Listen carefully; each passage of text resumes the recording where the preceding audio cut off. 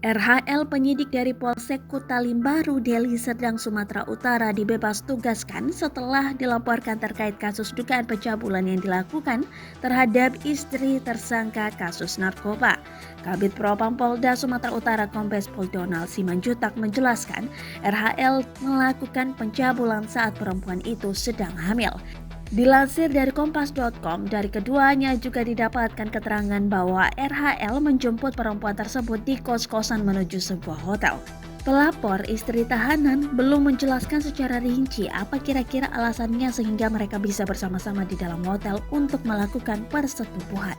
Sesuai keterangan yang kita dapatkan, memang pada saat itu korban dalam kondisi hamil, ujar Donald kepada wartawan di halaman kantor bidang Propam Polda Sumatera Utara Selasa 26 Oktober 2021 petang.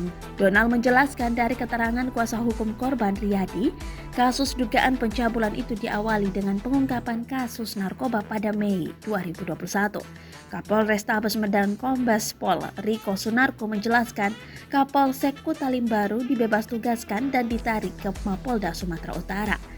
Sebelumnya diberitakan Kapolda Sumatera Utara Irjen Pol RZ Panca Putra Simanjuntak mencopot Kapolsek Kutalimbaru AKP Henry Surbakti, Kanit Reskrim Polsek Kutalimbaru Ibda Syafrizal, dan sejumlah anggota Polsek Kutalimbaru terkait dugaan tindak asusila terhadap seorang istri tahanan.